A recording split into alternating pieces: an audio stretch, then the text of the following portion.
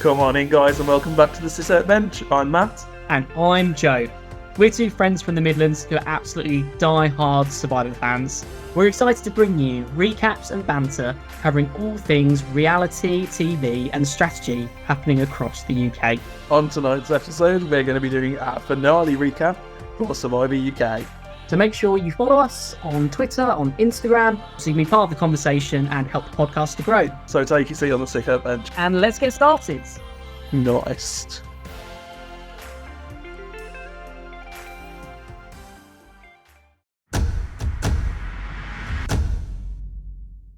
Okay, if you're joining us live, it's just taken me about 10 different times to do the intro, so that might be the standard of the podcast today. But Matt, we're back together post-Survivor UK. It's been an absolutely phenomenal ending to what's been a brilliant season. I think we just have to say congratulations to Matthew. Yeah, Matthew obviously is the winner here. He played a great game. Really happy with the ending to this season. I think they did stick the landing overall.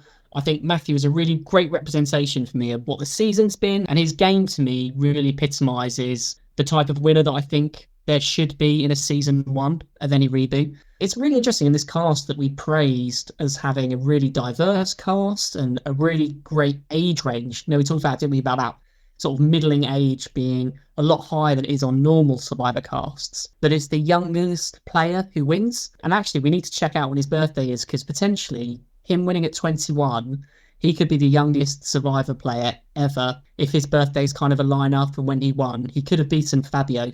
Obviously, the youngest player eventually wins, echoing what he said in his pre-post season interview, where he said he was going to use his age to his advantage and be underestimated. And that's exactly what we saw happen here. I thought it wasn't perhaps the most dynamic of winners, and we'll kind of get into it as we go throughout. But I think overall, my thoughts on the finale is what I really felt is that the producers were trying to push this narrative, especially in the last two episodes, that it was a really individual game. Like, how many confessionals did we get with people saying, this is an individual game now? You know, they were like, I didn't count them, but I'm sure there were like 20 in the first episode. Yeah, it is an individual game. They're not wrong. My issue is with the word now there in that statement. It's just always been an individual game. Hopefully we get a season 2, and I think this is a good lead in to the next season. It's setting up what the game is. This is almost like, I don't want to say a practice run, but it's sort of like a test run kind of thing. Let's put these players on, let's see how they played, let's see how the game evolves, and then moving on from here is going to be the UK Survivor standard. I really agree with that. It was definitely a soft launch into what Survivor can be. I think why it felt so jarring to me, though, is like, you watch any other season of Survivor, and even up to like the final 5, there still feels like you can point to an alliance of maybe 2 or 3 people that's sticking together. There still feels like blocks of people, you know. It doesn't feel totally individual. And it felt like the producers were telling me everyone now thinks this is an individual game. But in reality, Chris and Matt were always a block together. I suppose Peg Leg and Hannah weren't really a block together.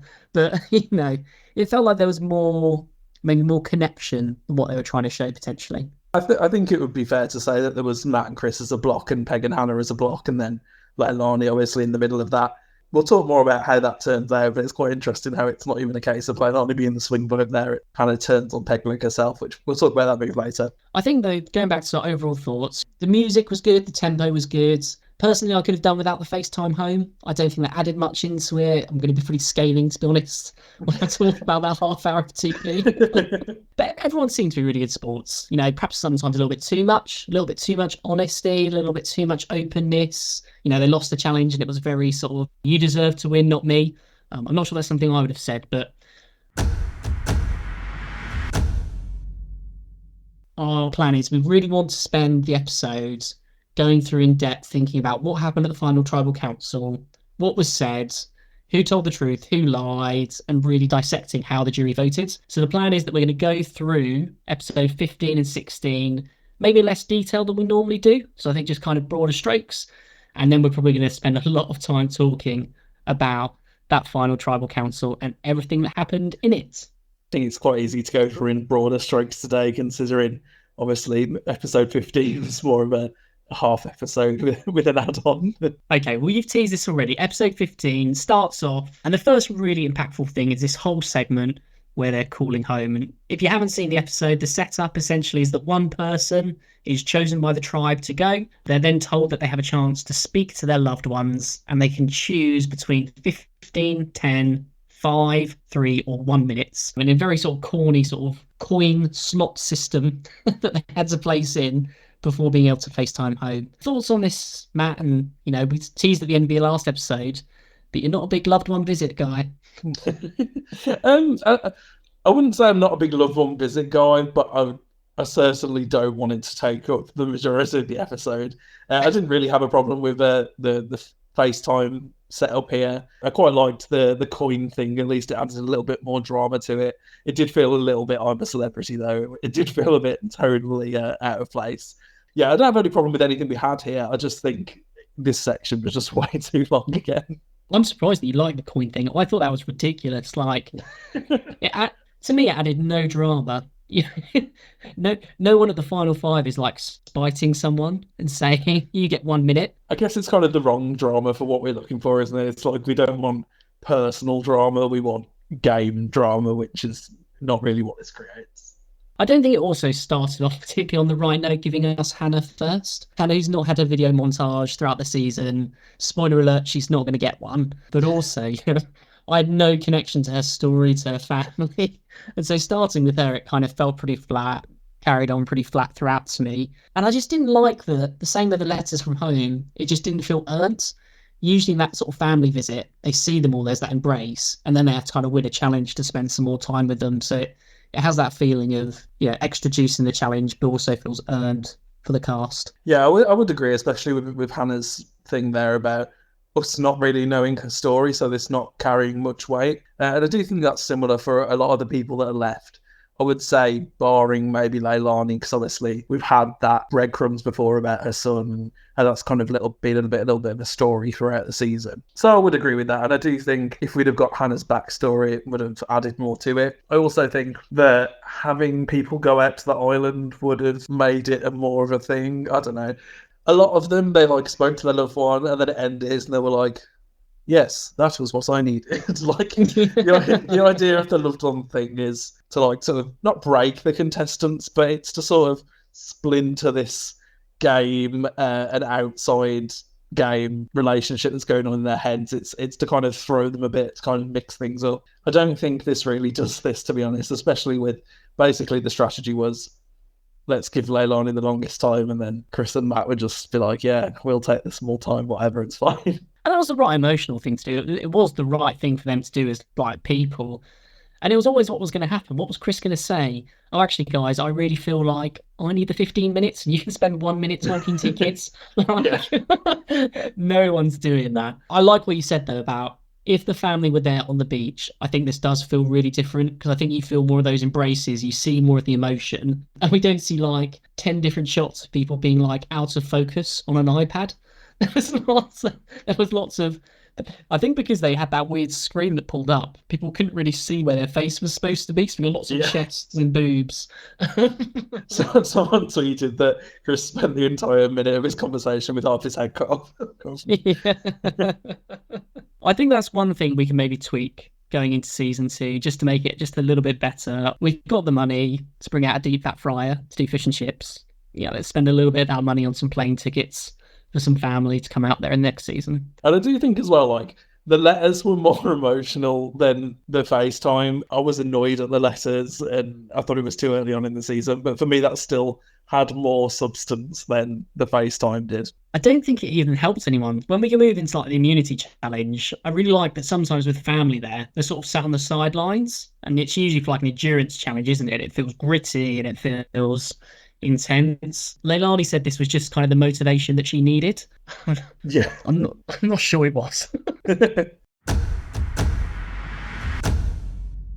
Let's move then into the immunity challenge. Really good, fair challenge, I thought, for Final 5 coming in. There's a bit of a twist on a few sort of Survivor games called Pinball Wizards. Essentially, they had to shoot a ball up the side, and as it descended, I'm going through a very sort of nail maze, they had to attempt to complete a puzzle, catching the ball before it dropped, and they got a time penalty. Overall thoughts on this from you, Matt? I liked it. I think it was fine. It was kind of a mix between the I can't remember what it's called, but the one where they put the balls in the maze and it rolls down. They have to catch the balls, but that with the added aspect of a puzzle. I thought it was fun. I like the fact that we finally got a puzzle. I like the fact that it allowed anyone to potentially win the final five immunity. It definitely did feel fair. And the part that I really thought is, do you remember when you were young and you had just learned to walk? And so your parents decided to enter you into triathlon? I mean, I can't say that's an experience I relate to personally, but Exactly, that's the experience no one can relate to. This went from no puzzles to the hardest puzzles in like no time whatsoever. Okay. Throughout the season, we've had spelling a word and making a bridge, making a turtle, and suddenly they have to multitask a ball dropping down a thing whilst doing a really complex puzzle and design. This was like 0 to 100 so quick. yeah. And it didn't help the fact because honestly, they say the easiest way to do a puzzle is to do the outside first. But even though it was a vertical puzzle, they all still decided to take that approach, which made it a million times harder than if they had just like built it up from the bottom. It was, but I think because it wasn't sort of all rectangular blocks, trying to lock that in, doing it outside in approach just wouldn't work here. Yeah, true. I think the perfect approach for me for this is you send the ball up once, and I think you have to try and time it in some way. Just take that time at the beginning, you count once it reaches the top, how many seconds does it take to come back down, and use that kind of your guides as you're kind of doing the puzzle. I think that timing's probably worth that investment at the beginning to then help you figure out how much time can I really laser in and focus on the puzzle. I would say that downtime though, when they had to step back and look, that probably helped a lot more than it hindered them because it led them to step back and get some perspective on what they were doing wrong. It was very soft from Joel saying, he sort of said at the beginning, you cannot work on your puzzle. And then I think they quickly realised they couldn't police people's eyes. So it was like, you can look at it, but you cannot touch it. Yeah, if they turn their back, then it would actually be a disadvantage. Yeah. That being said, it didn't help Matthew at all. Matthew was in Stromsville. Some of the puzzles, there was one point where they like did a one shot of everyone's puzzles, and some of them I was like, "Come on, that is clearly wrong." The pieces are just the complete wrong place. I don't know about you as well. I got the sense this took a long time. Yeah, I agree. I mean, we got the time constraints for the challenge after this, which we'll talk about, but for this one, it seemed like they were there for probably like half an hour at least. It was brutal. It was a brutal watch. Yeah, Matthew at one point just sort of gave up and started helping Chris. Yeah, he was helping Chris. Well, that bit's there. I'm not sure what I would call that move, to be honest, though, when you can't do a puzzle yourself, but you still want to give other people advice. You know, Yeah, to be fair. Maybe he just couldn't see what he'd done with his own puzzle, and he was just like, I can see what needs to be done on Chris's. I think Matt and Chris's relationship over the season is actually one of the high points for me, especially in this post-merge. How the two people who've kind of been shunned for making the move sort of got together and worked together and managed to get all the way to the end. I really, really liked that sort of storyline running through. and it's something I think that's translated actually to after Survivor as well. We've been seeing on Instagram that obviously Chris is spending a lot of time with Ash, with Matt. Not sure I've seen a picture of Matt and Tanuke together yet. No, I can't say I have. Ultimately, in the challenge, it came down to those three people, didn't it? To Leilani, to Chris, and to Hannah. It was pretty tight, I thought, near the end. At least Hannah, she nearly had it. This could have been so different if she just flipped those blocks the other way. Did you see it straight away when you were looking at it as a viewer? Did you know that, other than when it flashed up, it says, but organically, did you see? You could kind of see how the corners didn't quite line up with the piece that she had them on. It felt very much like that, the spelling puzzle earlier in the season, where there was just like a slither of black just missing. Yeah, like that's an easy mistake to make. Especially when you're tired, you're hungry, you've been there for 33, 32 days, however long it was at that point. It was a shame. Tough break there for Hannah. Yeah. But Chris ultimately beats out Leilani to win the immunity challenge and wins immunity at Final 5. And here's my honest thought. I want to be true to the narrative of what I felt. When he was winning, I thought this is the start of a redemption for Chris. This is the start of his winning arc. It really felt to me like that was the first step in that direction. Did you feel the same? Yeah, the further we got into these two episodes, I was convinced that Chris was going to win at the end. Just the way the narratives started to shift around him, we saw people gain more respect for him. We saw people start to talk about maybe Chris being a bit of a threat at the end.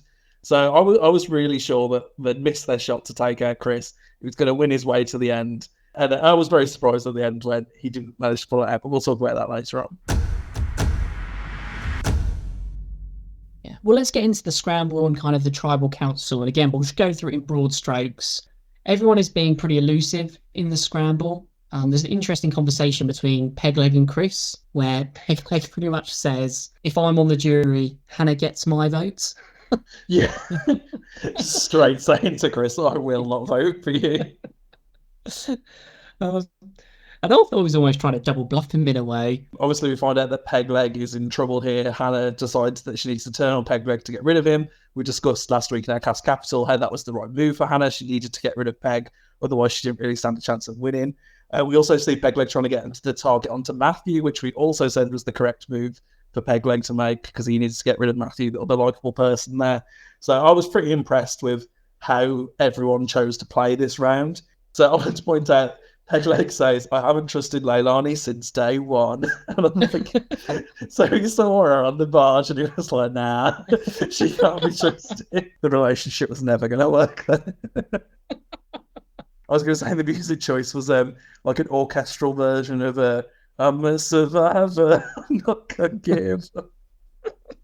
I was trying to recognise what it was and I was like crying laughing when I went out on it. As a tune, man. They really saved that one for the final week.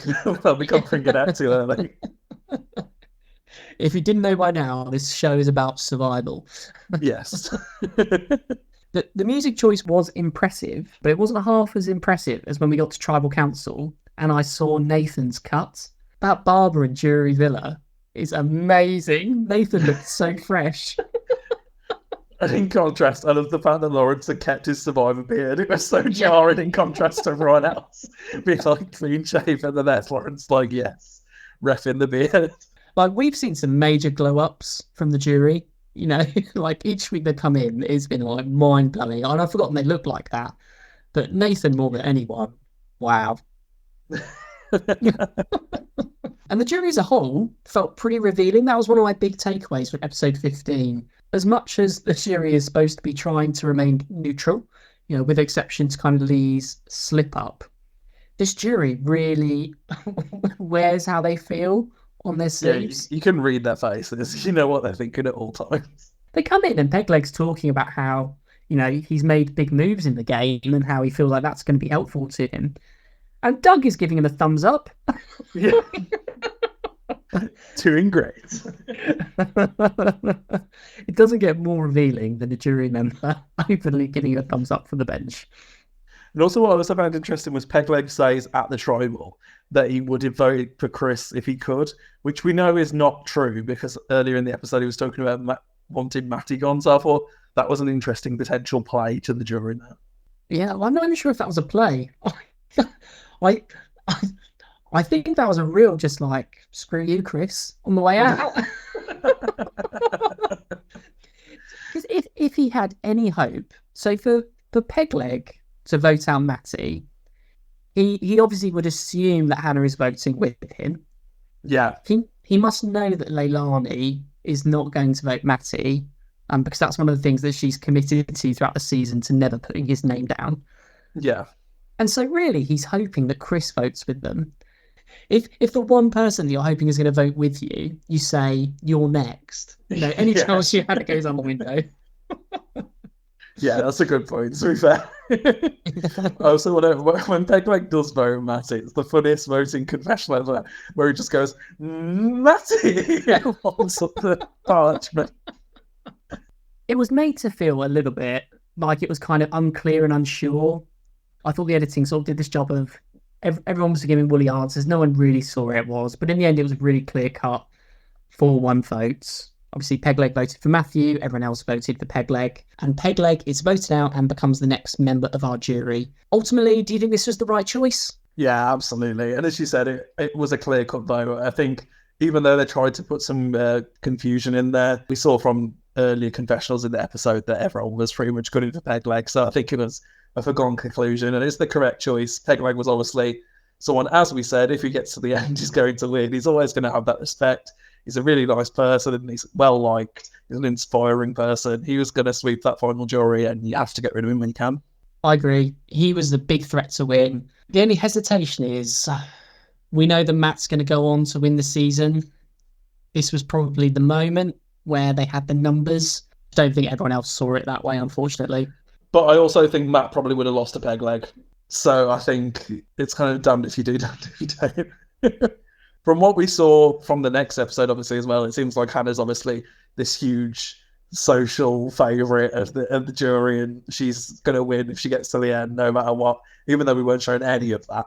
So obviously, from the position that Leilani and Chris in particular had got themselves into, it might have made more sense actually to keep Nathan around or Lawrence, because obviously they were probably less of a threat than Pegleg was, than Hannah was, than Matt was. So, you know, from where they got themselves to in the game, there was much they could do at this point, and they hadn't realised that they'd already lost, really. And that's really interesting to me, because I think you are right. It was very much painted that she's this strong competitor and very much a threat at the end. And I promise this is the last time I'll do it this season until we talk to Hannah. But her edit has been damning. Absolutely damning. I know it's picked up these last couple of episodes because there's not many people left on the beach. But the fact that she's perceived as this big social threat, you know, when the flip did that happen? Like, I mean, I understand it's hard to edit a social game, but it's kind of not. Like, yeah. All you have to do is show that people like them and that they want to play the game with them. That's it. It felt very... See, I was going to compare her to Mo in Survivor Australia All-Stars, where she's a very sort of secluded player who kind of plays from the shelter. But even her game, you know, she sat there for the whole time basically and just spoke to the people she wanted to, but you still got the sense that she was connecting with people and she had strong relationships with the people she cared about. Maybe not with other people, but with Hannah, I didn't get a sense of it. I didn't get a sense of... The season's finished now and I never will. Who she was, her motivation for playing Survivor. Yeah, I think there's so many areas where they could have done better with Hannah's edit, but I think the main one is this Peg and Hannah relationship. If they'd have built that up from the start, no matter what would have happened, even if it wasn't clear that she was this huge social threat, it would have been clear that she was in this tight duo that had played solidly from the mid-game to the end, and that's why she needed to be taken out. And that could have been a great arc this episode. This is my ride or die since day 2, and here I am at the last step, knowing that I need to take him out. That would have been a way more powerful story than this is an individual game and we're just taking out threats. Yeah, they didn't try to sell us that, but I do think it's so late in the game that it wasn't as built up enough for me as it should have been.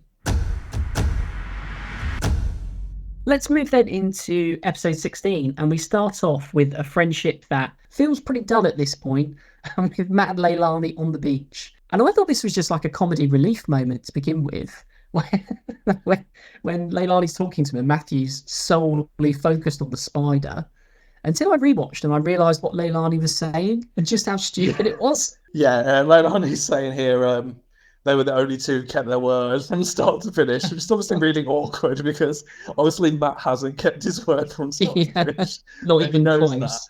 And they're just sort of, and then he doesn't respond to it, and then they're both sort of just sat there, like, putting their hands through the sand, like, in silence. And then Matthew's like, there's a spider on you.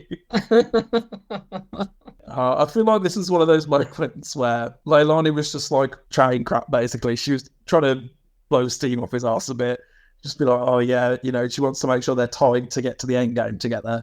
But she runs them out a bit, starts saying it, realises, oh, that's not really true, awkwardly laughs, and then they both sit there in silence as she desperately tries to think of something else to say. It was that moment where she said, well, I suppose I did. Like, that was brutal. I didn't know if she was trying to, like, intimidate him or something, maybe. Does he any... I don't think so. I think she was literally trying to, like, solidify, like, this final through with him and then make sure that she wasn't going to get voted out and just stuffed it up. Yeah.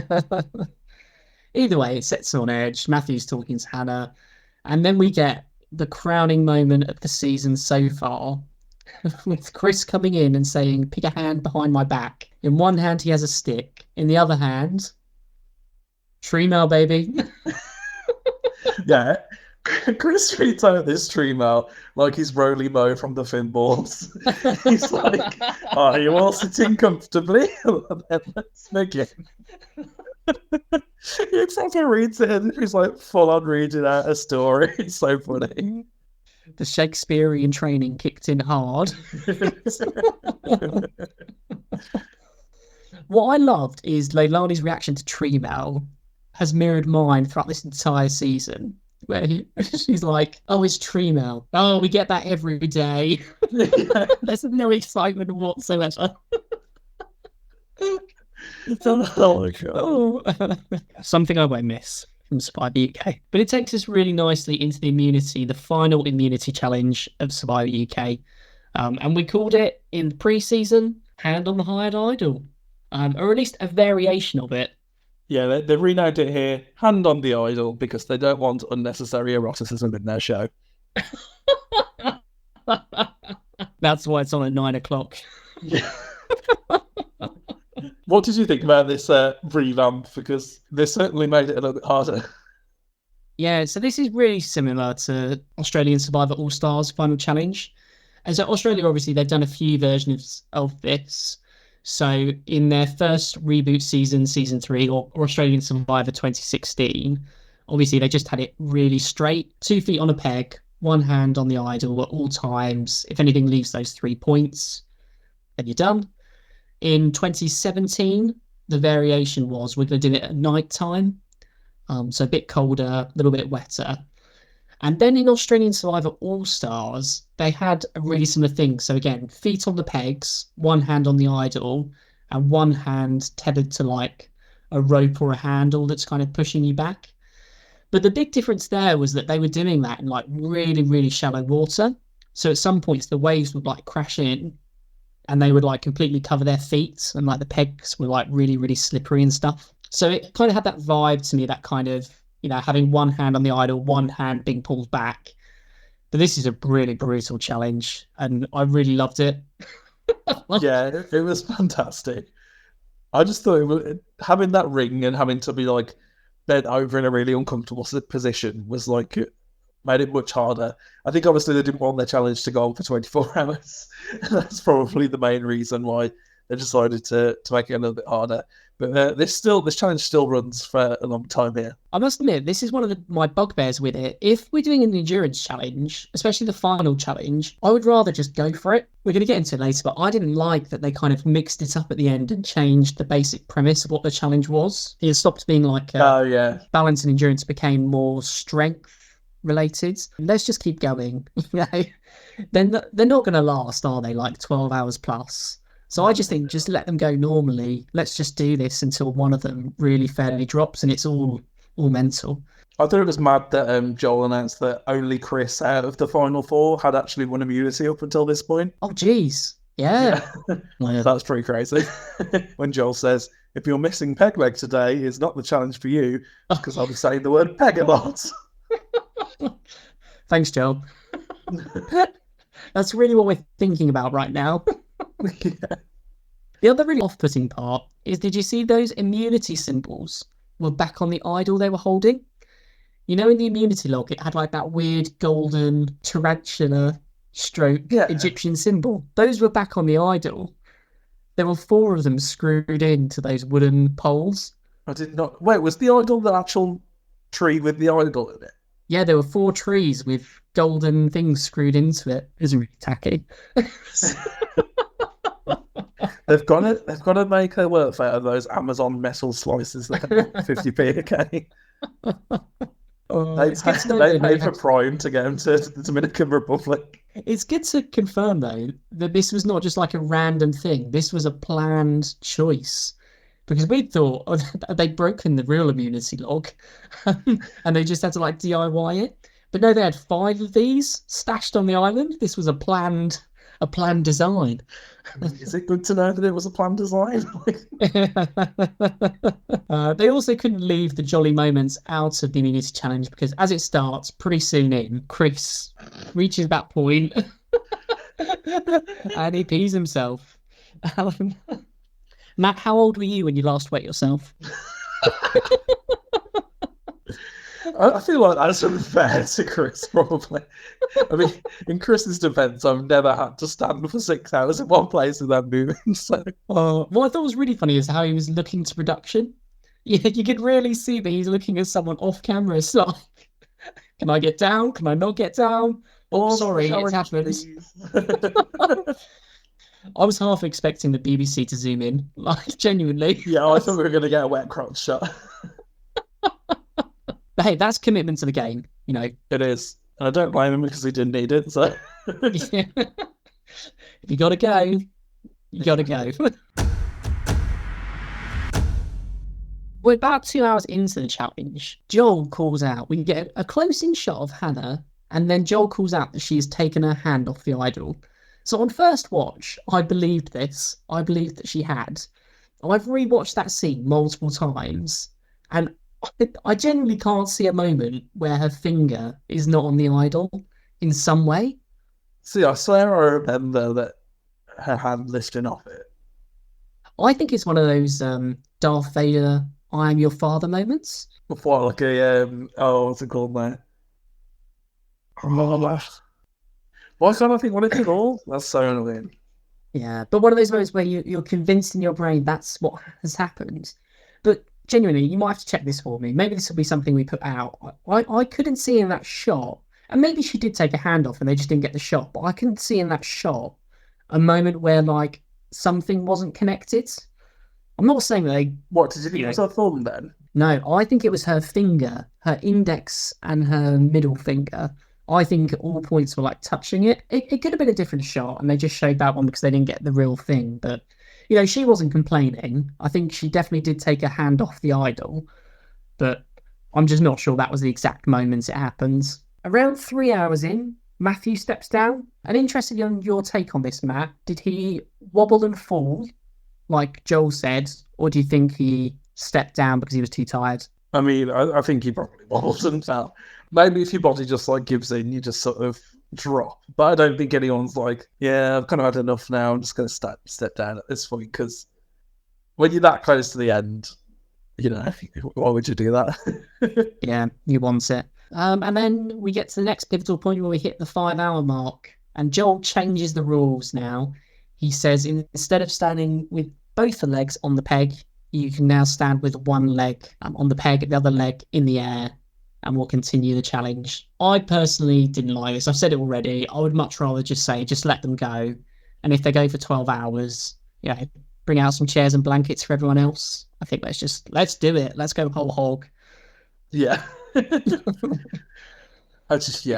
don't know. I didn't mind them adding the stakes to it, but I do agree that, you know, in the fairness of the challenge, that it probably messed it up a little bit. And it felt like what actually led to the challenge ultimately being called off is like this huge gust of wind. And the positioning's random, but it screwed Leilani because I think she got the full force of that wind. Because her and Chris both sort of tumble back at the same time. Obviously, Leilani touches the floor first and smacks her head. Pretty bad. Yeah, that was a rough fall. The way Chris reacted to Leilani's fall. See, to me that tells me that is just how he is, because, like, I don't see how you see someone fall and immediately react like that unless that's your natural reaction. Do you know what I mean? Like, but for Leilani, geez, it looked bad for a moment. Yeah, that could have been really bad. Maybe she'd landed on like a rock or something. Watch out for next season when everyone's gonna have to wear like full-on pads and a helmet and stuff. On full-on padded gear for thick glove on a hard idol. Okay, and for me, this again is another notch on Chris's belt. He's won another immunity. The redemption story, the victory tour, in my mind, was marching straight on. I agree. I just thought this was another step in the winning direction for Chris. I really thought this jury especially would really appreciate all his challenge wins. One thing that does throw a spanner into the works is Joel tells them that they're going straight to tribal. Did you think this was pre-planned, or did you think this was as a result of the challenge running long? I think this was pre-planned. And if I'm honest, I think it's because they'd got all of the content they could out of these people. I think at this point there was nothing else left to say. If Chris didn't win immunity, Chris was going home. If Hannah didn't win immunity, she was going home. It felt, and I think the production must have known that, and they must have felt that. They thought, if we take them back to the beach, we're only prolonging what's already going to happen. And it does spice things up a little bit, I suppose, in the sense of you think, oh, they haven't had time to discuss, but I think everything was probably cemented in before the challenge started. Yeah, the ball was absolutely already rolling there. As much as they try and tell us it's an individual game, everyone seemed very on the same page. An individual game where everyone wants the same person to go home. I would like to know, though, if they let Chris change his underwear. That could have been an uncomfortable... Maybe they let him dunk in the ocean. Yeah, that's the same as being clean. We get then to the first tribal council of episode 16. And again, the jury, I thought Doug was really pumped up when he saw Chris had won the immunity necklace. Yeah, and they did a close-up on Tanuke smiling as well when Chris looked over to the jury. I really thought, I was just getting the vibes that jury wanted Chris to win this game at this point, and that they were pissed off at all the other players for, playing quieter games than them and ended up at the end, but no. When Nathan looks at him and goes, fair play, I'm like, if you convince this man who you've had like a semi-feud with the entire season that you're doing something really great, they were selling me. They were selling me a picture. Yeah. We had a great conversation which tribal council begins between Leilani and Chris, where Leilani says that I need for me to get out the biggest threat at this point. And say again, God bless Chris. Dog with a bone. Who is that, Leilani? Who is your biggest threat? Do you think Hannah knew this was coming or not? Because when Leilani eventually says Hannah, she sort of looks... She doesn't look surprised. She looks mildly irritated. She must have known it was coming in some way. I thought Leilani handled this actually really, really well. It's one of the few moments that I think she was throwing a wrench, and she really did well in terms of saying, it's you, but because of how great you are and how fantastic you are, I thought it was a great bit of jury management. She was part of the spotlight. She handled it well. She also said, though, that she's here on merit, not luck. After Chris kind of says, some people are going to be in the final tribal council saying, I don't know how I got here. I don't know what the game is. And she says, I'm here on merit, not luck. I mean, I assume that Leilani, explained this in the final tribal a bit more, but we just didn't really get to see it. I think she can easily make an argument that she got there based on merit through voting the correct way, through the way she played socially, swapping over at the swap and everything like that. So yeah, I think she has an argument for that, but I think the short answer, she could have elaborated that on that a bit more. I also think she had a good read on why she wanted to vote out Hannah in terms of the strategy from her own perspective. And she emphasises that it's from her perspective because Hannah is a person that can make the same arguments that she has. And she's someone that's made a social game and someone that's well liked by the jury, and Leilani wants to be that person. For Leilani, it was definitely the right move to take Hannah out. I think for Matthew, it's the right move to take Hannah out. I think the only person that it's the wrong move for is Chris. Yeah, now, I agree. And we can debate later, would he have had a better shot against Hannah? But at least he would have had his own story to tell. There would have been no division about who made the Tanuke and the Nathan votes. Yeah. And I think Matt would have sung his praises on the jury a bit as well. Chris does actually hint to this through the episode, saying for him, Matthew going home is good because he wants to make sure whoever he puts on that jury is going to vote for him. So I think it's a shame that he wasn't able to convince everyone else to go through with that as well. I'm not even sure he tried. I think it's been pretty hard for him. On a genuine level, I think it's been pretty hard the last few weeks, not having anyone there like him. And I think Matthew is just like this breath of fresh air of someone who wants to strategize with me, who wants me around. And I don't think he even wanted to vote him out, really. Who does Hannah vote for here? I can't remember. Hannah votes for Matthew. Okay, so it would have been on the table for Chris to tie that vote up then. Maybe it was a case of Chris wanted Leilani at the end, and so he just decided to go along with what she wanted to do. So again, in this scenario, Leilani is not voting for Matthew, but she's promised not to. So she's always voting for Hannah. She also has the perspective that the jury won't want to vote for Matthew as well, which I think is interesting. Because Matthew stabbed Tanuki in the back, she believes that he wouldn't get votes from the jury. Which is kind of correct, but so I think she's read Tanuki correctly, but she's underestimated the relationship that he had with Nathan and with the rest of the guys from Lanella as well. Well, we're moments away from getting into it. I think we'll go step by step throughout the whole Final Tribal Council. For this one in particular, they go to vote. Hannah's voted out in quite a clear 3-1. Let's do a quick in requiem of Hannah. Matt, how are you going to remember Hannah? Hannah was on Survivor. Okay, so the next episode... I'm joking.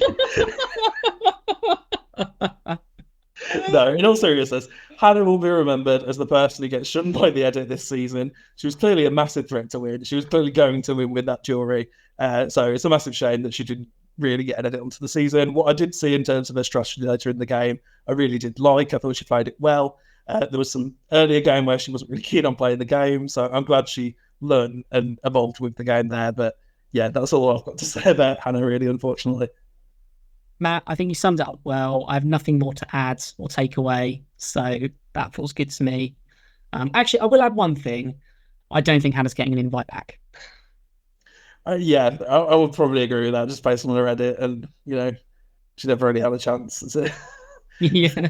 It's just a shame. That's the only way to describe it. Just quickly, we didn't do an in requiem of Peg. How are you going to remember Peg? Just a fantastic character, an inspirational character, someone who was really fun on the screens. You know, he played a solid strategic game, but also made quite a few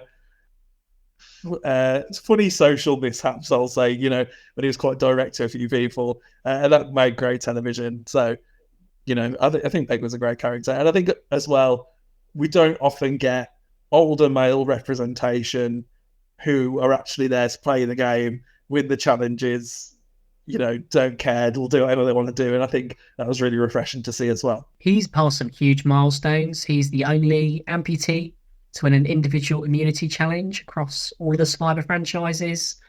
I still think about him every time I put a contact lens in. And if it hurts, I'm like, what would Peg Leg say if I said ow right now? He's also worth pointing out, he is the highest placing amputee in Survivor history as well. Just a great guy, standout guy. I think he had everything: strategy, social, physical. Yeah, real props, real great guy, real iconic legend. We started off the season by saying that he was just an absolute legend already for his story and what he does and the inspiration that he is. I think that just continues forward. We move then into Winner's Breakfast. We'll just say it looks good. No need to say anything else. Let's get into Final Tribal Council. Oh, can I say, after the first episode had aired, a lot of the jurors posted throwback pictures on Instagram. Of them all like taking pictures, hanging out, and whatever. They accidentally spoiled that Hannah was a juror because although they didn't say when these photos had taken place, Hannah was in the pictures and Peg Leg was in the pictures, but Chris, Leilani, and Matt were in none of the pictures. Wait, when was this? So between the two episodes, they posted on Instagram loads of pictures, and none of them had Leilani, Chris, or Matt in, and it was like them traveling buses, then hanging out back at the camp. But half of them posted after the second episode, so I'm like, was there a miscommunication there where they misunderstood when they could post the pictures? It didn't register at the time. I just thought it was weird that there's some people missing. And I was like, I wonder where they were. But then as soon as Hannah went, I was like, oh, makes sense now.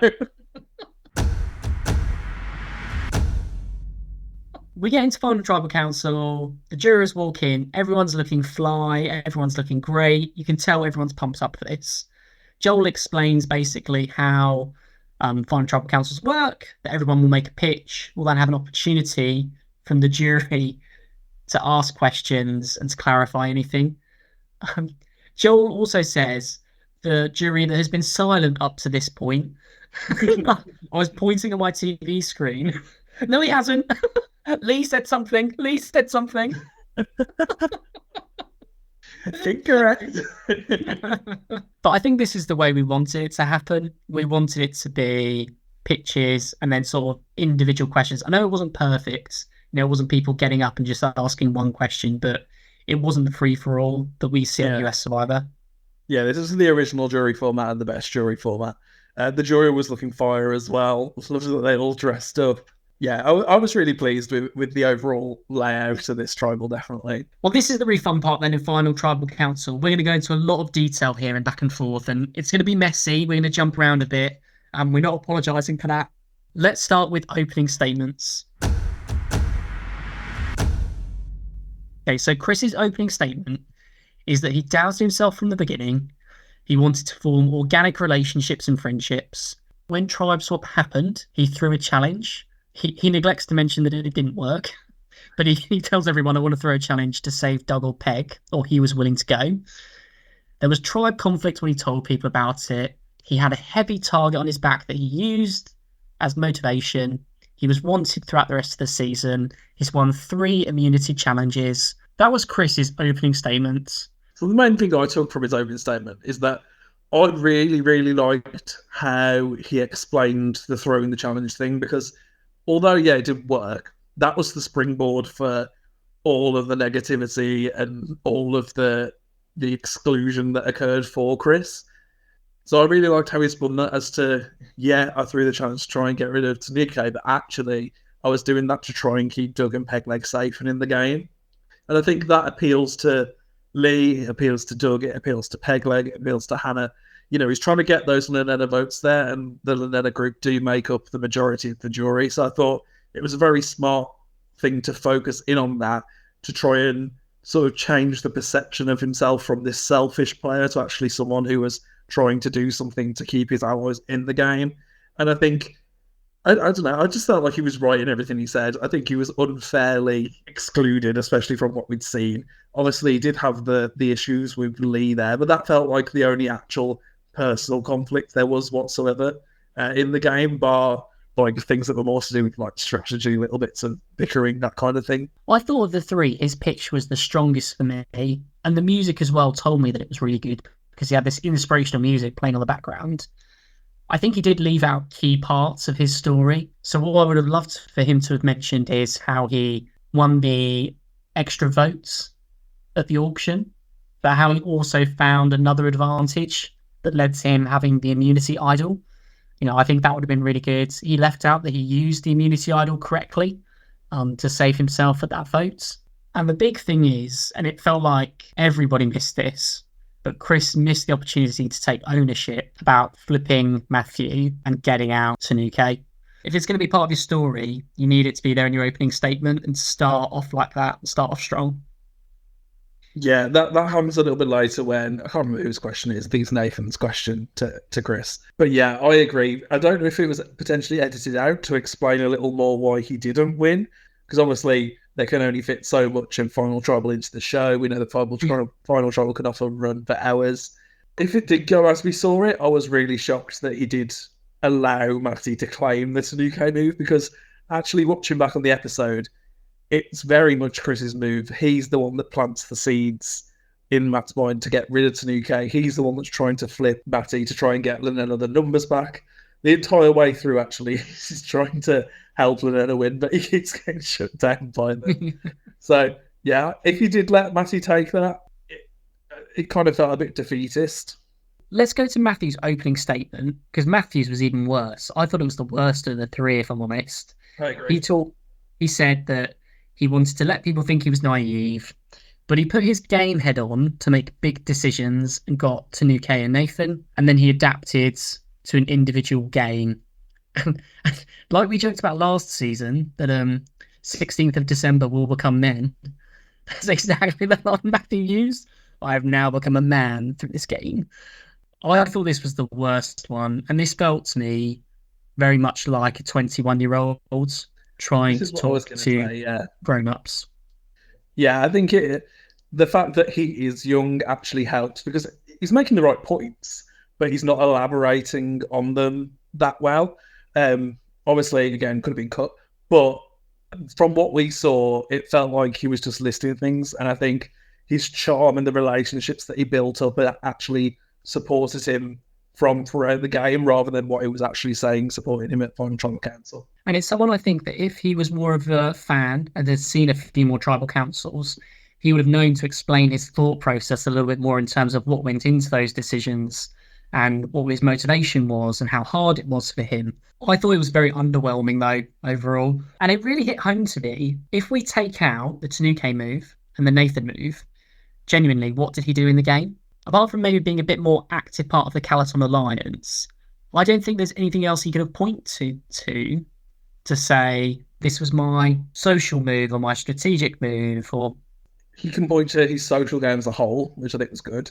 I think he can point to letting himself be underestimated, which I think was good as well. But I agree that in terms of strategic moves, those are his only 2 strategic moves. I'm not saying that's not enough, because I think it is. Those were 2 big moves, and ultimately that does win in the game here.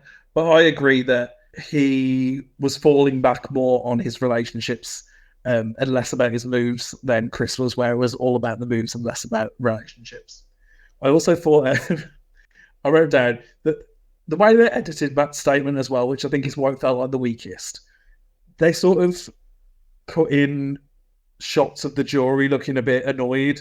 yeah. Well, some of them look really annoyed in Tanuke's case, obviously, but there was also a few of them were looking a bit like, I think it was a shot of Ashley, where she kind of looked like she was saying, "Oh, bless him," like, you know, he's just annoyed little kid type of thing. Yeah. So the way they edited that really had me convinced that Tanuke and Nathan not had poisoned the well against him, but their negative perception of what he had done had been enough to convince the jury that he shouldn't be the winner. So, I mean, I'm pleasantly surprised that they hadn't, but just the way it was edited made me think that's the way it was going. I totally agree. If I listen even to like the type of, again, the background music, and I'm big on this because I think it tells me in a way what the producers want me to think. He's wedged between Chris with this really powerful motivational music and Leilani with this great motivational music, and he just had like this very mellow, somber soundtrack in the middle. Yeah, the way it was presented to me, it would have made sense if you didn't get any votes. Yeah. We then have our third person give that opening pitch in Leilani. She talks about it being a brutal, brilliant game. She wanted the experience to chew her up and spit her out, but it hasn't. Because it takes balls to be at the end. She was confident to vote on her own and to toe the line when needed, and faces the challenges with determination like everyone on the jury did. And now is the time to be crowned and to tell Charlie, Mummy's won. Look, I've got to give her props here. She made a hell of an argument out of very little to go with, to be quite honest. Like, she played a really good social game, but there was no move that she could point to, or maybe the Ren move, that she could claim as her own. And so I thought she managed to turn her experience into a really compelling argument as to why she would be a good winner for the show to have. So I thought, although it was very unlikely that she'd win off it, I was really impressed with what she managed to do. I think she did do a really good job in this opening statement, at least. I do think there are a couple of things she could have added. Interested in your opinion on this. Okay, so one, I think she could have said, I am the last woman standing. And she could have created this narrative of, at the start, everyone was getting rid of women. I'm the last woman. So I think that's one thing. And it's really playing up this part of, I was swapped from the tribe. Well, it depends how she sees it. But what I would have loved to have seen is her saying, I was swapped from the tribe and no one wanted me. And so I worked myself in with Lenena. And like you say, the Ren vote cemented me. And from that point, I've been able to make sure that I didn't get the votes. But I suppose if she sees it like an active choice that she chose to go from the tribe swap, like it was presented in the edit, then maybe she wouldn't have ever said that. Yeah, potentially. I agree there's more things that she could have added. We don't know if they were cut out or whatever. But I was impressed with what I saw. I agree that she could have added a few more things in there.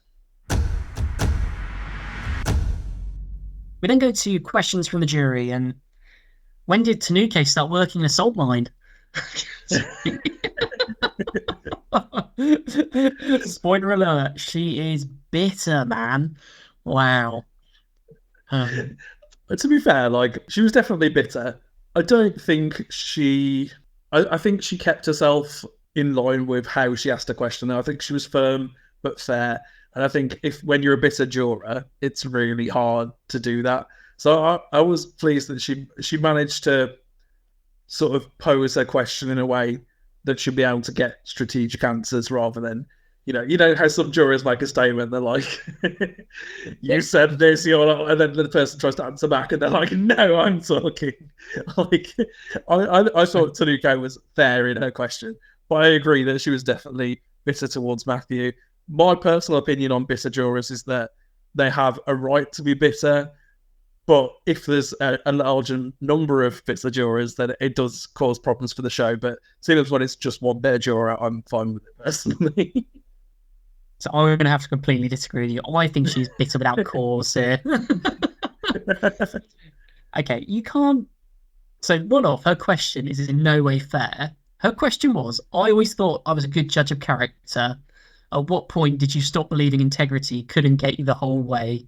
Do you think kindness can win? That's not a fair question. That is saying you have no integrity. You played the game without kindness. Tell me I'm wrong. And here's why I think ultimately she's bitter without any cause. Fair enough, Matthew gets to the final three. But she has to see if they get to the final three, Matthew's third. What's the point in playing third? And she has had weeks to get over this. It's not like she was voted out last tribal council or 2 tribal councils ago. She's had enough time to reflect on it and to understand that he needed to do that to get further in the game. So I don't think she has a right to be bitter, to be honest. And I think it came off really sour grapes. Fair. Maddie's answer to this question is, can kindness win? I think he senses that the relationship's damaged a bit. He says that everything was genuine. And he makes exactly the same point, that he was sat in a 3, that he wasn't going to win, and that she should take it as a compliment that she would have outwitted him at the end. So they made a move. And then he says, what you see is what you get. Tanuka doesn't like that. I can understand that would be a bit of a oxymoron to say what you see is what you get when they made this connection and then he turned around and voted her out when she didn't think that's what he'd do based on what she saw. So I can understand how that's a bit of a... That's not the case, though. Yeah. But I do think, apart from that, Matthew handles this question well. It is true that he wouldn't have won against Tanuka. Yeah, it's a game. Like, if people aren't going to accept that it's the game in the way that they're voting, then that's on them. That's my opinion. I know it's not exactly the same, right? But at some point, she would have had to cut Leilani. Yeah, that is the same. Yeah, or Hannah, There are people that she was forming real relationships with based on factors outside of the game, but she still would have made that move to cut them off when it was needed. I thought Nathan's question was a bit better when he said, when did it change for you? I think that was a much fairer question. Yeah. Understanding his game. We then go to a question from Pegleg. And Pegleg asks Chris if he has any remorse for how he played the game, how he twisted and lied.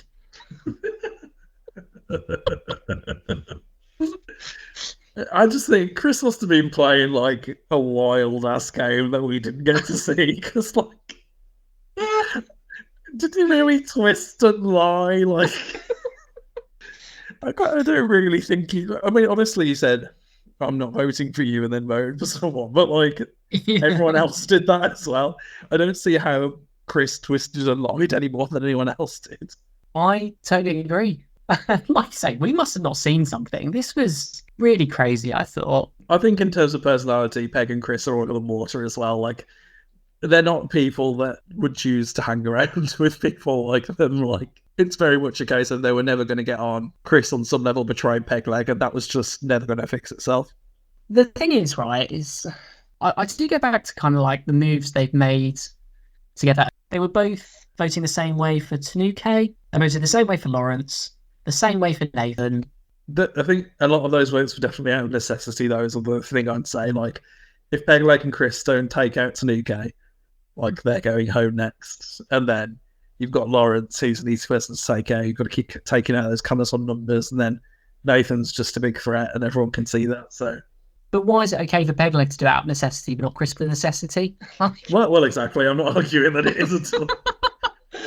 I'm angry at you now, Matt. You're Put all our frustration on you. Yeah. It's such a weird double standards. And I know I am coming away from like being a commentator into my own personal feelings, but I just think game should respect game. Yeah, it's kind of like tragic to see Chris turn to the jury and be like, "It's a game," like every single week, because he's here to play the game. He's here to have fun, and everyone's looking at him like, "You're Satan." You'll say. It's like that film, like, what have you done to his eyes? His answer's right. He says he's a human, he has emotions, it's a game. And I love that he pointed out the alliance turned on me, not the other way around, which is true. And I thought as well, really nice jury manager at the end where he said, I hope that answers your question.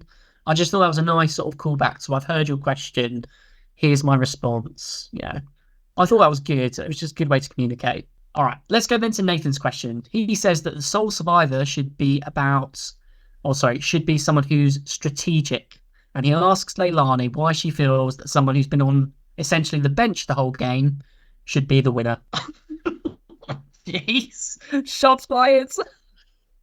I mean, the thing about this, I tweeted this out where I said, no shade to Nathan, but Nathan to Matt, why did you make a strategic move and play the game? Nathan to Leilani, why did you not make a strategic move and not play the game?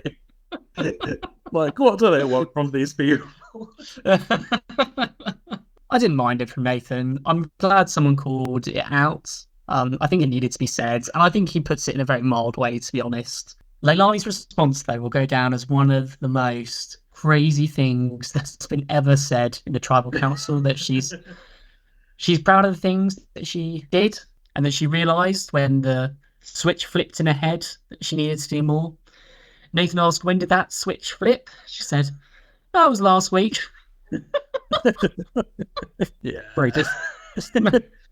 I feel like even if that's true, she should just give me a load of bull crap here and just be like, oh, it had been flipped since the start of the game. I knew what I was doing the whole time. I was just laying low. I don't necessarily think it should be seen as a horrendous thing to be like, yeah, I realised and I had to start playing the game.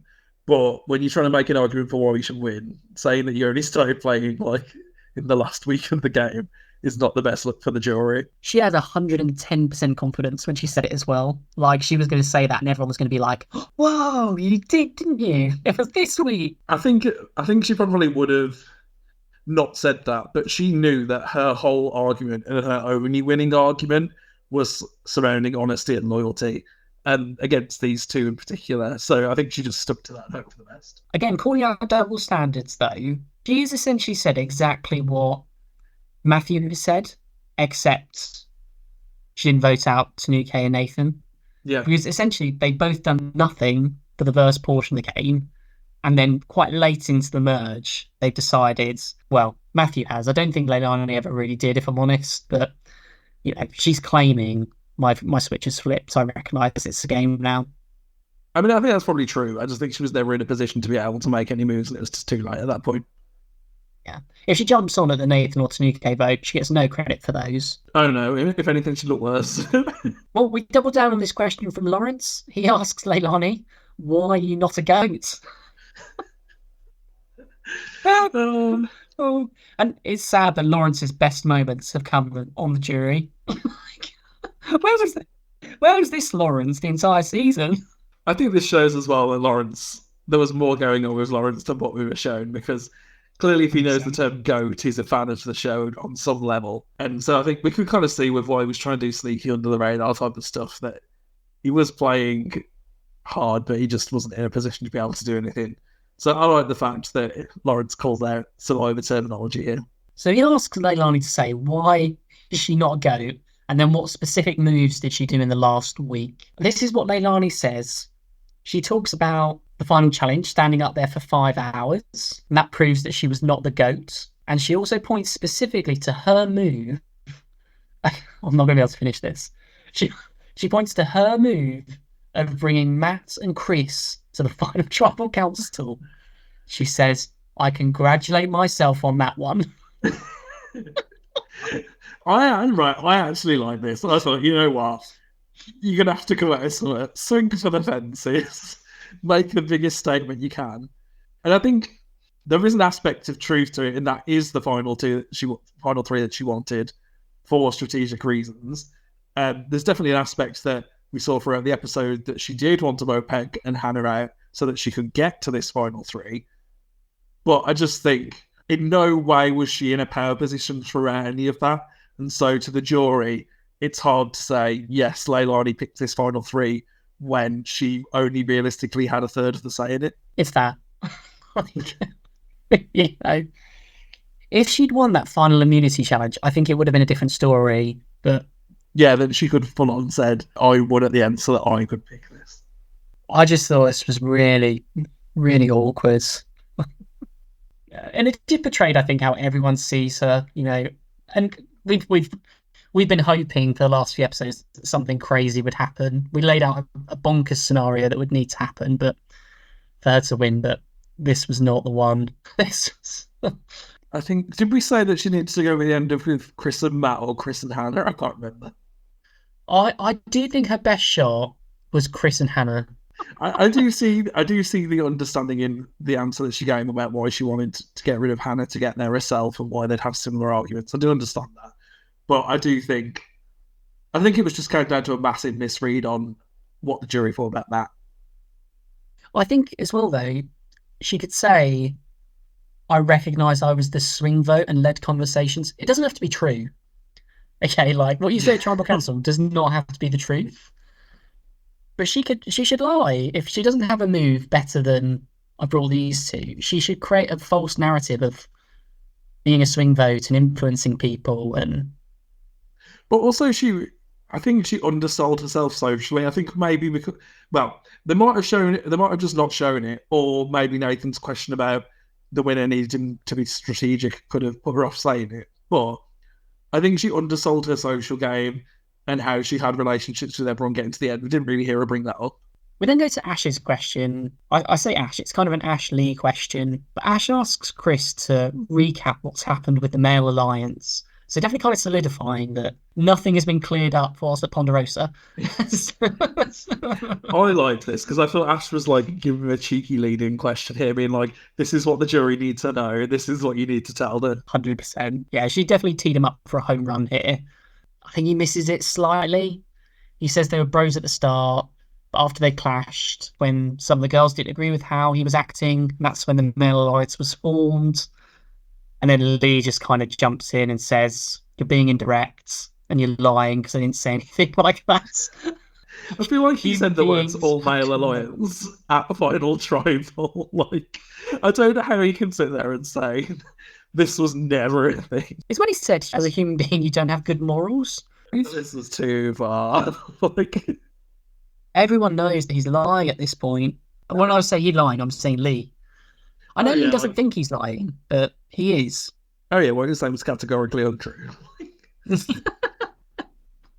Whether you include Hannah or not, okay, the premise of you teamed up with men to target weak women, that's just true. That doesn't mean you're a dick for doing it. But so what was the thing that Chris could have done here to both diffuse the situation, but also to hit it out the park? So I think he needed to ignore Lee, point blank, because Lee was not going to give him his vote regardless. Engaging in any conflict with Lee is only going to reinforce the narrative about Chris. So I think he has to take a step back from that and just say, I can't speak on behalf of Lee, but from my experience, this is what was happening and this is how I thought I needed best to move through the game. Yeah, I love that. That's why you should be Chris's coach. That's totally right. It should have just been, I just voted out X amount of women. I wasn't comfortable with that. I wanted to set another tone. We then have Lawrence asking a question to Matthew.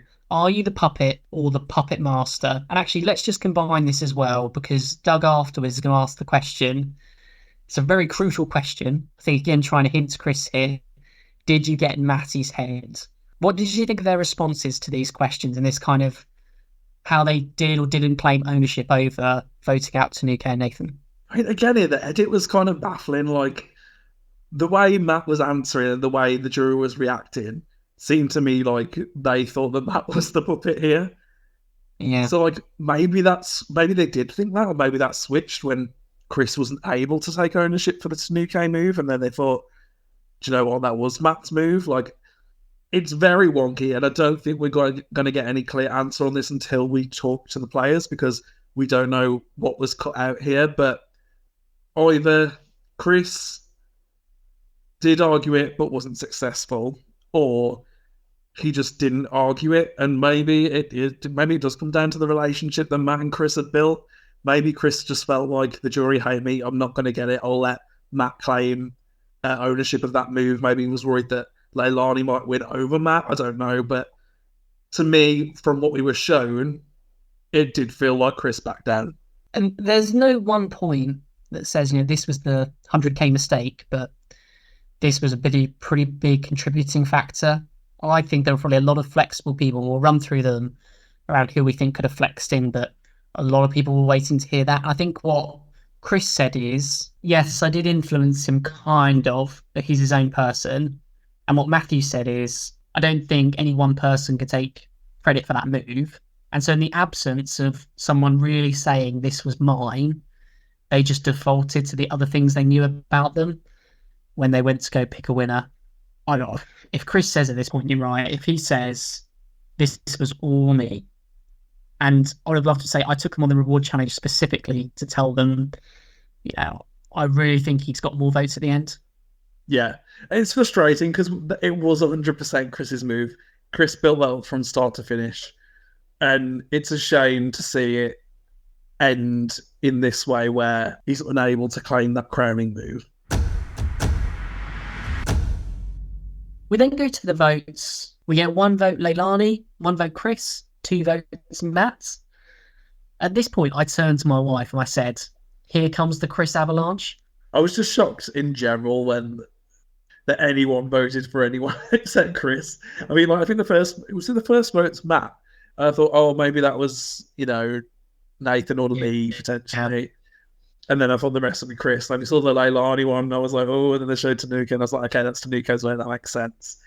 And then we got another Matt, and I was like, okay, the rest of the Chris's are coming now, and then they just didn't. And I was like, oh, that was weird. Ultimately, the rest of the votes are for Matthew, and we get a 6-1-1 Matthew victory. Let's just talk about the votes really quickly. 1, I think it's blasphemous that Leilani got as many final tribal council votes as Chris did. That will never sit right with me. I mean, that's a fair statement. I don't think Leilani deserved to not have her vote. I wouldn't say that. But I think the fact that they tied with the same amount of votes is... I'd agree with that. Chris deserved more than 1. Way more absolutely. Than 1. Let's talk about the Tanuki vote. I really thought this was sour grapes, to be honest. If you're not going to vote for Matt because you're bitter, that's fine. But vote for Chris then. Yeah, I don't... Beyond having a connection and loyalty, why is she voting for Leilani? I think it probably does just come down to the relationship. And if at the end of the day, I'm never going to say that a jury member's wrong for voting for the person I like the most, because that is part of the game. It's the social game. You've got to try and make these people like you and be willing to vote for you after they're out of the game. So I'm not going to bash her for voting for the person she liked the most. It's hard because bitterness does play a part into it. We don't know at the moment how close she was to voting for someone else. We'll have to ask her that when we get to speak to her. So I think it'd be interesting to find out whether she considers voting for the other people, or whether it was a case of she just didn't want to vote for them after being blindsided. We also had Ash voting for Chris. I don't think that's a surprise there. I think we knew that was happening. When we talked to Ash, one of the key questions we'll ask her is, was there any chance she would be swayed? I think the answer is going to be no. I think it was going to be Chris all the way. It would have been wrong if Airhead Barbie voted for anyone except Curly Chris. And you know what? I really hope when Chris comes back, they bring back Ash with him as well, because I think they're such an iconic duo, and I'd love to see them play again together. I hope when Chris comes back, he's grown out his hair into this giant sort of 60s fro. And he has a t-shirt that says Curly Chris. Yeah. Oh no, it's not a t-shirt, it's a chain, man. Yeah. Flavor disco vibes. Let's talk about the other votes then. Okay, so Hannah, do you think there's a world where she's voting for anyone else? No. Pegleg? No. Nathan? Yes. Okay, who else do you think Nathan could have voted for? I think based on the respect he seemed to grow for Chris towards the end, I think Nathan could have voted for Chris. Okay. I disagree with that one. I think he was always Chris, but I totally take your point, and maybe it would have. Doug? I think Doug was a free vote. Could have gone anywhere. Lawrence? The same. I think Lawrence's vote could have gone anywhere as well. Okay, so based on what we're saying then, there was no way Chris could have won. Yeah. Yeah, because Tanuke was always going to vote Leilani, there was no way Chris was going to win in this scenario. The best he would have done is a 4-3-1. Would he have got the 3? Yeah, so he would have had Doug, Lawrence, and Ash. And Matthew would have had Pegleg, Hannah, Lee, and Nathan. Yeah. The thing is with Pegleg and Hannah is I think they would have considered voting for his game, but I just think they didn't gel at all, and they just were never going to go for him. Maybe that's Chris's thought process. Maybe he really did think like he's going to give it his best shot all his way, but like he probably thought, this jury does not want to vote for me here. And genuinely, like, we can pick games, or we can pick holes in his game from 6 months down the line, us watching on our sofas. But genuinely, in the moment, I think he gave a fantastic pitch. I personally think he played the best game of the entire season. I would have been thrilled if he won. I'm not unhappy that Matt won, but I would have been thrilled if Chris won. Yeah, I think we said coming into it that Chris was our first choice and Matt was our second choice here, so it's unfortunate, but I can understand why, with that jury, Chris didn't win here. And I'm pleasantly surprised that Matt won, because I really thought that jury was done with him. I really thought they thought this young guy, we carried him in and then he slit our throats kind of thing, which is what they did think, but in the end, they spun that more positively than what I thought, which is what they were just not going to vote for him. I think it's fair to say, we remember this though as the season Matt won, or the season Chris didn't win. I think Matt kind of won by default a little bit here. I hate to say it. And I've seen lots of tweets online about people saying this was great jury management and it's important why your social game is so important. That doesn't hold water for me. I think he did have good jury management, but I don't think that's why he won. I think he won because Chris lost. That's a hard one, because he did have good jury management, but he would have lost against Peg and Hannah, it seems. And so, by virtue of taking Chris and Leilani to the end, is what actually allowed him to win. So I think it was more good strategic play and working out who he needs to take to the end. He needed to have the best social game of the 3, which he did. But I think Matt's really someone that has a combination of all 3 aspects of the game and is a solid all-round player. And I think that allowed him to pull it out. I do agree that we'll probably remember Chris more as a character. That's not a dig at Matthew. I think there's a lot of Survivor seasons where it's actually the runners-up that are remembered as the bigger characters of the season. That's just kind of how it goes, because when you get a runner-up edit, they're not necessarily playing the best game, so we get to see a lot of them as a character, so they're more memorable. But I think also Matthew had quite a lot of memorable moments. I think he came across as extremely likeable throughout the whole season. I thought he seemed like a really cool guy, really cheeky, really funny, liked his confessionals. So yeah, while not the most memorable player, I do think we'll remember him as the first winner and as just a nice guy. Yeah, definitely. And definitely not unhappy with him winning. And like I said at the beginning, I think everything he said true. He's a good all-around player. I think he represents the season well. I think he's got great things ahead of him in his future as well. And we're really excited to see what those are and what he's going to do. Can we just quickly talk about Leilani and Chris? And you touched on it a little bit. Is there a winning combination for either of those people, you think, to win? Are we talking in terms of the final 5, or are we taking further back from that? Yeah, so from the final 5 onwards, were there 3 people that they could have taken to the end and won? No. I just think the thing about that is that 4th and 5th, Hannah and Pegleg would have won if they'd have gotten to the end. So, they were in the best combination of jury for their chances, and they still weren't able to win. So I don't think they had any chance. I think there's only a slither of hope if it's Hannah, Chris, Leilani. and you're banking on the fact that you can claim Nathan and Tanuke over Matt, but I still think it's a slither. I really think Hannah. I actually think Hannah might have won against Peg. Like from what we were told during that final group of episodes, Hannah was the biggest threat. Everyone loved Hannah. She was absolutely going to win as she got to the end. So I mean, we can only believe what we're being told by the edit there. But they didn't show it for the whole season. They didn't have to say that if it wasn't true. You know what I mean? Yeah. And there we have it. Once again, Matthew Crown, sole survivor of 2023. I love the medallion. That was awesome. Listen, it's been a hell of a ride. I don't want to get emotional, but we were just two guys on Reddit who didn't know each other and had an awkward first chat. And this whole journey of watching Survivor every week and talking about it with you and sharing it with everyone out there, it's been brilliant. I've really loved it, mate. Oh no, same. It's been great. Yeah, it's just, I feel like it's helped me improve my confidence of speaking and stuff as well. So it's been a good personal growth experience, and that is why I should win Survivor.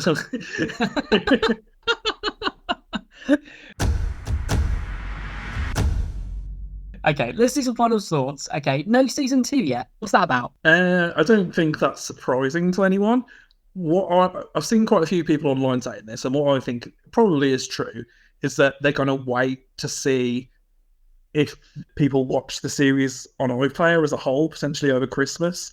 And people were saying that the traitors actually got bigger over Christmas when people watched it straight as a block. I did that personally as well. So I wouldn't be surprised if we did see an uptake and then they would renew it for a season 2. If no one else watches it from this point on, I think it's on very thin ice, and the only thing that they can do to save it is pitch its future as a franchise. But I wouldn't be too hopeful about it in that case. But I'm hopeful that people, from word of mouth, we've had a really good post-merge. It's really picked up towards the end. So I really hope that, everyone gets talking about it and people start watching it. The caveat to that is that in 2022, casting opened in October and it ran through to January. The deadline was extended to February and then extended again to March. So comparatively, we're going to be in January before casting even opens. Last year, film happened June to July. So it feels like that all pushes back a little bit in a way if we're not preparing for this now, So I don't know necessarily, unless casting is announced very quickly, I don't know if we see Survivor come back in 2024 or whether it's potentially in early 2025 that we get season 2. I mean, as long as we see it come back, yeah, I'm fine with them putting off it long enough so that they can make the tweaks needed so that it can be as great as we want it to be throughout the whole thing.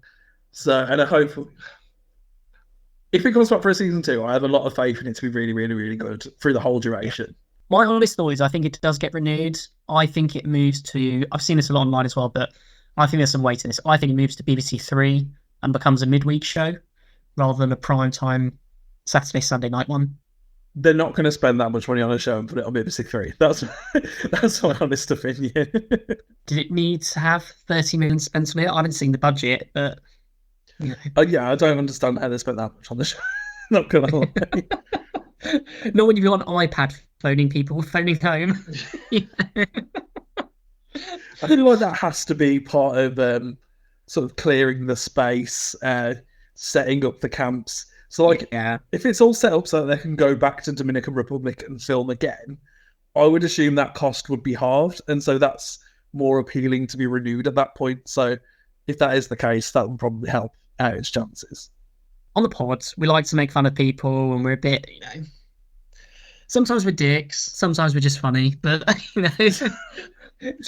genuinely though, it has been brilliant, and I've loved everyone on the cast. I think they've done a phenomenal job. It's been a phenomenal first season, and we do hate on them sometimes, but genuinely, everyone in the Banter group and production, the BBC, this has been a brilliant experience. We've loved it, and we're really grateful as well that as a podcasting team that we've been working with the BBC. And we're really hopeful now the season's finished that really shortly we've got really good traction to be able to meet with some of the contestants who are on the jury, to hear their experiences, and to kind of bring you more insight into season 1 and what happened. And genuinely, we're grateful that the BBC have reached out to us and we're going to be working with them moving forward. Absolutely. We can't wait to get talking to people, hopefully get some good Christmas content out there for you guys to listen to. Yeah, and hopefully pick it up in the new year. We're juggling a few ideas for what we might want to do next. Obviously, Australian Survivor's just been announced, so we're definitely looking to cover that as well. We're probably aiming to cover The Apprentice as well. So all of those sugar fans, expect some hot takes. Watermelon sugar. Oh no. So stay subscribed. Matt, any final thoughts on the season? Anything else you want to say? No, just it's been a blast, and can't wait to keep talking about it post-season, find out some juicy gossip, a bit more information, and put some of those pieces together of things that we just don't really understand how they kind of played out. So, I think the big Survivor nerds in both of us are just like dying to know how things happened and why things end up as they did. Did Pegleg really look like Aquaman as he saved Chris from a riptide? That's the deep knowledge I need. Question. Matt, for the people, where can they follow us? Yeah, so you can follow us on Instagram at the Sishead Bench, all lowercase with full stops in the middle, and over on X at the Sishead Bench. And the best thing you can do to help the podcast grow is to give us 5 stars on Apple Podcasts or Spotify. And you know what? Take the time to send the podcast to someone you love, and maybe they can picture what we look like deserted on an island. Burn doing endurance challenges.